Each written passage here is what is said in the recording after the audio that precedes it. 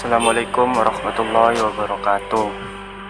Perkenalkan, nama saya Muhammad Taufik Romdoni dan bersama teman saya Aji Mahendra akan menerangkan tentang bimbingan konseling belajar di sekolah menengah.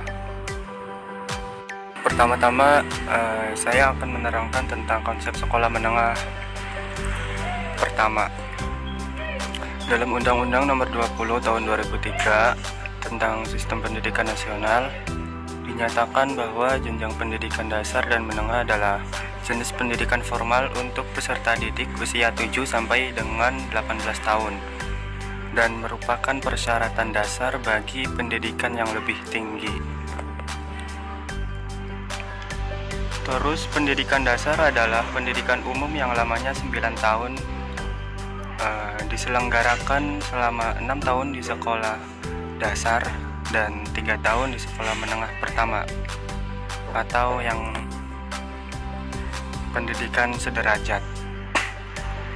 Program wajib belajar pendidikan dasar 9 tahun merupakan perwujudan pendidikan dasar untuk semua anak usia 6 sampai 15 tahun. Pelaksanaan program wajib belajar pendidikan dasar 9 tahun dicanangkan oleh Presiden Republik Indonesia pada tanggal 2 Mei 1994 dan pelaksanaannya dimulai tahun ajaran 1994-1995. Selanjutnya, program wajib belajar pendidikan dasar 9 tahun di Indonesia lebih merupakan universal education daripada compulsory education. Universal education berusaha membuka kesempatan belajar dengan menumbuhkan aspirasi pendidikan orang tua agar anak yang telah cukup umur mengikuti pendidikan. Dengan demikian, program wajib belajar pendidikan dasar 9 tahun di Indonesia lebih mengutamakan yang pertama, ada pendekatan persuasif, yakni pendekatan yang membujuk dan tidak memaksa, dan juga mempengaruhi orang tua. Yang kedua, ada tanggung jawab moral orang tua dan peserta didik agar merasa terpanggil untuk mengikuti pendidikan karena berbagai kemudahan yang disediakan di pendidikan. Yang ketiga, pengaturan tidak dengan undang-undang khusus. Dan yang keempat, undang-undang ukuran keberhasilan yang bersifat makro, yaitu peningkatan angka partisipasi pendidikan dasar. Untuk mendukung keberhasilan pendidikan dasar dan menengah seperti yang dikehendaki dalam Undang-Undang Nomor 20 Tahun 2003 tentang Sistem Pendidikan Nasional dan Peraturan Pemerintah Nomor 19 Tahun 2005 tentang Standar Nasional Pendidikan, maka penyelenggaraan jenjang pendidikan dasar dan menengah harus memenuhi ketentuan tentang standar nasional pendidikan. Dalam aspek-aspeknya berisi seperti isi kurikulum, yang kedua lulusan, 3 proses pembelajaran, 4 pendidik dan tenaga kependidikan, 5 sistem pengelolaan, 6 sarana dan prasarana pendidikan, 7 pembiayaan pendidikan, dan yang terakhir sistem penilaian pendidikan. Secara konseptualnya, sekurang-kurangnya program belajar pendidikan dasar masa depan perlu mengakomodasikan secara sistematis dimensi-dimensi pengembangan peserta didik, yakni sebagai berikut. Yang pertama, pengembangan individu si peserta didik. Yang kedua, pengembangan cara berpikir dan teknik memeriksa. Kecerdasan yang terlatih, maksudnya dimensi kecerdasan. Yang ketiga, penyebaran warisan budaya, nilai-nilai dan moral bangsa. Yang keempat, pemenuhan kebutuhan sosial yang vital dan menyumbang kepada kesejahteraan ekonomi, sosial, dan politik lapangan teknik atau dimensi produktif. Esensi pendidikan dasar adalah paspor bagi setiap peserta didik untuk pengembangan dirinya di masa depan dan bekal dimanapun di dunia ini. Oleh karenanya, program belajar pendidikan dasar harus mengembangkan potensi peserta didik secara terpadu dan sinergis. Pola perkembangan pada tingkat pendidikan dasar harus dilakukan secara terpadu, karena secara psikologis perkembangan, kemampuan kognisi, kemampuan sosio-emosional, kemampuan pengembangan moral, dan perkembangan fisik peserta didik usia pendidikan dasar terjadi secara terpadu dan saling ketergantungan. Selanjutnya, konsep sekolah menengah atas. Anak-anak pada usia sekolah menengah atas atau remaja berada pada masa transisi atau masa peralihan. Masa ini sering juga disebut dengan masa puber. Anak pada masa ini tengah mengalami proses peralihan dari masa anak-anak menuju masa dewasa, sehingga dibilang anak-anak sudah tidak pantas lagi, namun dibilang dewasa pun belum tepat. Struktur kurikulum SMA meliputi substansi pembelajaran yang ditempuh dalam satu jenjang pendidikan selama 3 tahun, mulai kelas 10 sampai dengan kelas 12. Struktur kurikulum disusun berdasarkan standar kompetensi lulusan dan standar kompetensi mata pelajaran. Pengorganisasian kelas-kelas pada SMA dibagi ke dalam 2 kelompok, yaitu kelas 10 yang merupakan program umum yang diikuti oleh seluruh peserta didik, dan kelas 11 dan kelas 12 merupakan program penjurusan yang terdiri atas 4 program. Yang pertama, program ilmu pengetahuan alam atau IPA. Yang kedua, program ilmu pengetahuan sosial atau IPS. Yang ketiga, program bahasa, dan yang keempat, program keagamaan, khusus untuk MA yang program keagamaan.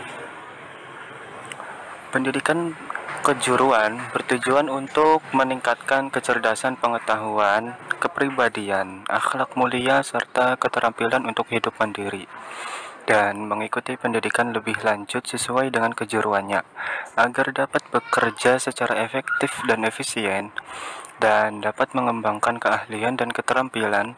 Mereka harus memiliki stamina yang tinggi, menguasai dasar-dasar ilmu pengetahuan dan teknologi, memiliki etos kerja yang tinggi, dan mampu berkomunikasi sesuai dengan tuntunan pekerjaannya, serta memiliki kemampuan mengembangkan diri. Selanjutnya, apa korelasi antara sekolah menengah dengan bimbingan konseling akademik? Dalam Permendikbud nomor 111 tahun 2014 dijelaskan bahwa bimbingan dan konseling adalah upaya sistematis, objektif, logis, dan berkelanjutan serta terprogram yang dilakukan oleh konselor atau guru bimbingan dan konseling untuk memfasilitasi perkembangan peserta didik dalam mencapai kemandirian dalam kehidupannya. Selanjutnya akan dijelaskan tentang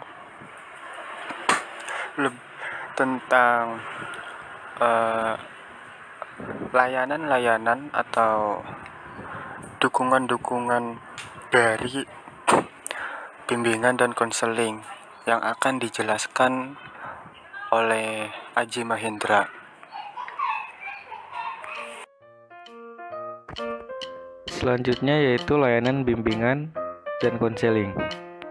Yang pertama ada kurikulum bimbingan atau layanan dasar. 2. Pelayanan responsif. 3. Perencanaan individual. Dan yang keempat, dukungan sistem. Perlu diketahui, dalam proses komunikasi konseling, konselor menggunakan keterampilan konseling yang disebut keterampilan dasar konseling. Tidak sembarangan orang bisa menjadi konselor karena seorang konselor dibekali dengan menggunakan teknik-teknik khusus yang berlandaskan dari teori-teori untuk menciptakan performa konseling. Nah, dalam hal ini disebut dengan teknik konseling. Dalam menyelenggarakan layanan konseling, konselor bertanggung jawab atas penggunaan keterampilan dan teknik konseling yang serangkaian aktivitasnya berdampak kepada konseli. Kurikulum bimbingan layanan dasar. Menurut Samsu Yusuf, kurikulum bimbingan yaitu layanan dasar yang diberikan untuk membantu semua peserta didik mengenal potensi perkembangannya masing-masing secara optimal. Pelayanan bisa dilakukan dengan cara melakukan kegiatan-kegiatan klasikal atau kelompok secara sistematis untuk mengetahui perkembangan peserta didik yang terjadi. Contoh dari kurikulum bimbingan layanan dasar adalah pada suatu kelas diperoleh data bahwa kelas tersebut memiliki tingkat motivasi belajar rendah. Artinya, ada sebagian anak yang malas belajar dan mungkin ada sebagian siswa yang rajin beribadah, meskipun sedikit. Nah, berdasarkan analisis masalah atau kebutuhan itu, selanjutnya guru BK menyusun layanan dasar, seperti dengan layanan informasi, bimbingan kelompok, atau layanan orientasi yang diperuntukkan bagi siswa di kelas tersebut, baik yang memiliki masalah atau tidak memiliki masalah tentang ibadah. Contoh materi layanan dasarnya seperti cara menumbuhkan motivasi belajar, cara belajar yang tepat, dan manfaat berprestasi. Selanjutnya, pelayanan responsif. Samsu Yusuf juga mengemukakan bahwa layanan yang dimana diberikan untuk siswa yang sudah mengalami atau memiliki masalah dan memungkinkan segera membutuhkan bantuan atau pertolongan. Karena yang ditangani siswa yang sudah mempunyai masalah bisa terkait masalah pribadi, karir, sosial, maupun belajar akademik. Maka, layanan responsif bersifat kuratif atau penyembuhan. Nah, ada beberapa layanan yang bisa dilakukan dalam layanan responsif, yaitu konseling secara langsung baik individu ataupun kelompok. Pindah tangan atau rujukan kepada yang lebih ahli, misal psikolog, psikiater, dan dokter. Konsultasi dengan guru BK lain, konferensi kasus, kunjungan rumah, dan bimbingan teman sebaya. Perencanaan individual. Perencanaan individual merupakan bantuan terhadap siswa untuk bisa mempunyai perencanaan yang matang dalam menentukan masa depannya. Perencanaan bisa dilihat berdasarkan pemahaman, kelemahan, dan kelebihan siswa serta kemungkinan atau peluang yang ada di lingkungan sekitar maupun lingkungan yang luas. Dukungan sistem. Layanan dukungan sistem tidak dilakukan bantuan secara langsung oleh guru BK, melainkan bantuan yang dilakukan dari anggota lain untuk membantu dan juga memfasilitasi kelancaran bimbingan konseling kepada peserta didik. Ada beberapa layanan dukungan sistem, diantaranya yaitu pengembangan staf. Pengembangan staf yaitu upaya meningkatkan konselor dalam kualitas kerjanya dengan cara melanjutkan studi pendidikan, mengikuti seminar, training workshop, dan juga aktif dalam organisasi profesi. Yang kedua ada konsultasi. Konselor melayani konsultasi dari guru, orang tua, ataupun bisa sebaliknya. Konselor meminta konsultasi dengan pihak lain, seperti guru BK yang lain, dosen, ahli, atau praktisi lain. Konsultasi ini mempunyai tujuan dalam rangka menyelesaikan suatu perkara yang berhubungan dengan peserta didik. 3. Guru mata pelajaran. Konselor bisa berkorelasi dengan guru mata pelajaran atau dengan wali kelas. Tujuannya yaitu untuk mengetahui informasi tentang siswa, bisa tentang belajarnya atau pribadi sosialnya, guna membantu perkembangan siswa yang lebih baik. 4. Orang tua. Konselor mengharapkan bantuan orang tua untuk mengetahui perkembangan siswa dalam lingkungan rumah. Membantu perkembangan siswa tidak hanya di sekolah tapi juga bisa di rumah. Di sini konselor mengajak dan melibatkan orang tua untuk bekerja sama dalam rangka membantu mendukung perkembangan siswa. Yang kelima, ada kolaborasi dengan unsur masyarakat. Kolaborasi dengan unsur masyarakat bertujuan untuk menyiapkan peluang atau kesempatan peserta didik dalam melanjutkan rencana. Nah, setelah lulus dari sekolah bisa bekerja sama dengan instansi negeri, dan swasta, atau Depnaker, Departemen Tenaga Kerja, terkait bursa kerja bagi lulusan. Selanjutnya adapun materi dan perlengkapan dalam bimbingan konseling. Pertama yaitu materi bimbingan konseling. Terkait materi bimbingan dan konseling akademik, Syamsu Yusuf juga menjelaskan ada beberapa yang menjadi tuntutan program pendidikan sehingga dapat mencapai tujuan akademik yang diharapkan. Antara lain beberapa materinya seperti penyesuaian konsep diri, perencanaan pendidikan lanjutan, penyelesaian tugas-tugas, cara mengatasi kesulitan dalam belajar, kesadaran akan belajar sepanjang hidup, cara belajar yang efektif, pengembangan untuk berprestasi, dan pengenalan kurikulum yang sedang diterapkan. Contohnya, dalam penerapan materi bimbingan konseling belajar, banyak yang menggunakan metode-metode bersifat preventif daripada kuratif, supaya peserta didik tidak sulit untuk mencapai keberhasilan dalam belajar. Yang kedua, perlengkapan bimbingan dan konseling. Nah, ada standar minimum untuk sarana dan prasarana perlengkapan bimbingan konseling, seperti yang sudah tertulis dalam Permendiknas Peraturan Menteri Pendidikan Nasional Republik Indonesia Nomor 24 Tahun 2007, yaitu kriteria minimum dari sarana konseling yakni berupa peralatan pendidikan, media pendidikan, buku-buku, dan teknologi informasi. Sedangkan kriteria minimum dari prasarana prakonseling meliputi lahan, bangunan, ruangan, instalasi jasa yang diwajibkan ada di setiap sekolah atau madrasah. Baik, itulah bimbingan dan konseling belajar di sekolah menengah pertama SMP atau sekolah menengah atas SMA. Saya Aji Mahendra dan Muhammad Taufik Romloni mengucapkan terima kasih. Sampai jumpa. Wassalamualaikum warahmatullahi wabarakatuh.